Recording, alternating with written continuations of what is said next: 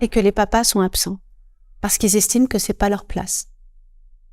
Que c'est pas à eux d'apprendre, que c'est à vous d'apprendre. Alors qu'ils sont autant responsables que vous. Oui, c'est vrai, vous êtes responsable de leur éducation à vos enfants. Mais il est aussi responsable de l'éducation parce qu'il doit apporter à sa fille, à son fils, les éléments fondateurs de son identité. Et si la fille, elle ne reçoit pas ce dont elle a besoin pour grandir, comment voulez-vous qu'elle puisse être forte? Elle va grandir avec cette vulnérabilité, cette faiblesse. Que ce soit le garçon ou la fille, c'est exactement pareil. La fille, elle a besoin de son papa. Elle a besoin que son père soit présent à elle. Elle a besoin que le premier homme de sa vie lui dise qu'elle est belle, qu'elle compte pour lui, qu'il a confiance en elle. Mais ça, est-ce qu'on l'a reçu, nous, en tant que filles? On a grandi, on est des femmes, on est des mères, et pour certaines, on est des grands-mères, avec cette fragilité. Et il n'y a personne qui peut dire le contraire. On a toute cette fragilité, on a toute cette vulnérabilité à l'intérieur de nous, qui a fait de nous des personnes qui reproduisons la même chose. On n'a pas cette confiance en nous parce qu'on n'a pas eu cette affection dont on avait besoin pour grandir, pour nous rendre fortes et affronter toutes les difficultés de la vie. Et vous savez, les difficultés de la vie, comment est-ce qu'elles peuvent s'affronter? Elles s'affrontent quand, lorsqu'on est enfant, on reçoit cette affection et cet amour de nos deux parents. Et il y en a qui sont monoparentales. Il y en a qui ont perdu un papa. Donc, qui ont grandi sans papa. Donc, c'est beaucoup plus compliqué.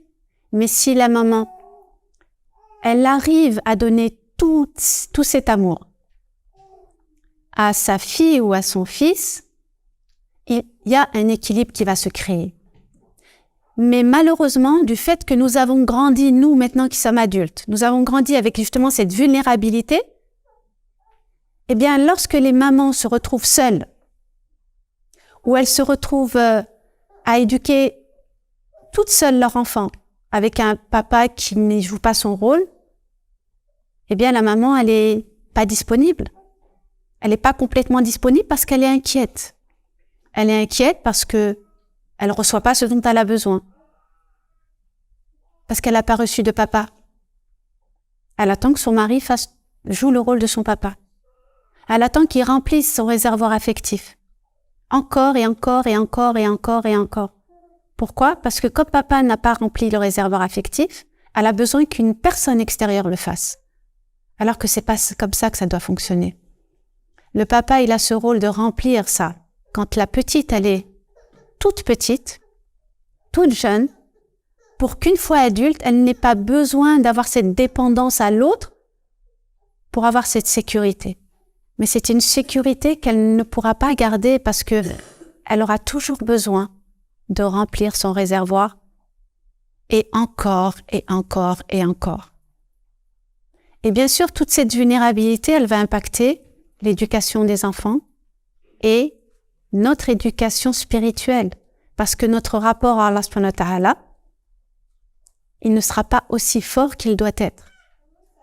Quand on a grandi avec l'affectif qui nous construit, qui nous rend forts, eh bien, quelle que soit l'épreuve que l'on vit dans notre vie, quelle qu'elle soit, que ce soit la maladie, que ce soit la mort, que ce soit la guerre, que ce soit vraiment des états d'épreuve que beaucoup ne peuvent pas supporter, eh bien, les personnes qui sont construites affectivement,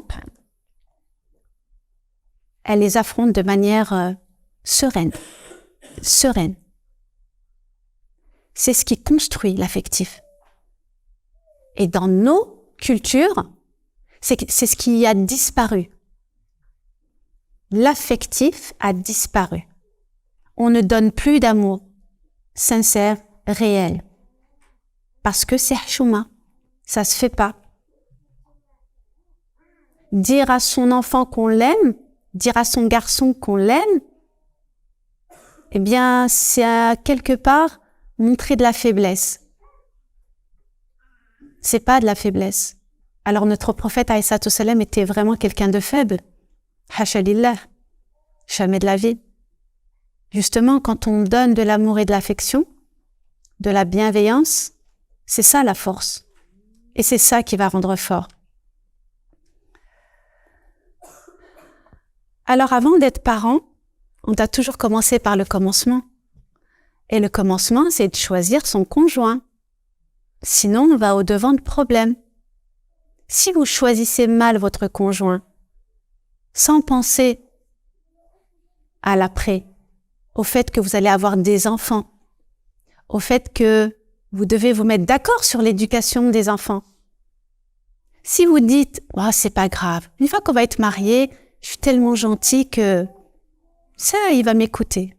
Là, il veut pas, mais c'est pas grave. Une fois marié, je vais lui montrer, il va écouter. » Mais ça fonctionne pas comme ça, parce qu'on ne peut pas changer les gens. C'est avant qu'on se met d'accord. C'est pas après. On ne doit pas être leurré par les sentiments. Quand on fait une rencontre, on doit garder la raison. Et l'affectif ne doit pas voiler notre raison.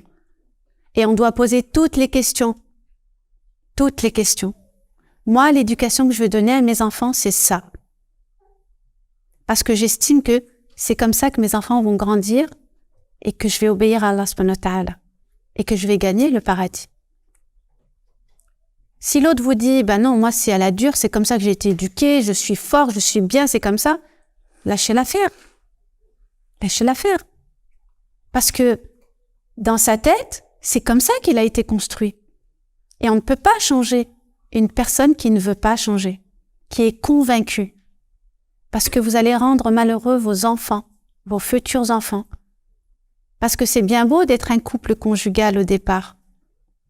On est bien quand on est tous les deux. Mais quand il y a le deuxième, quand il y a l'enfant qui arrive, l'enfant, quand il arrive dans un couple qui n'est pas déjà solide, ce qui va se passer, c'est que ça va le fragiliser.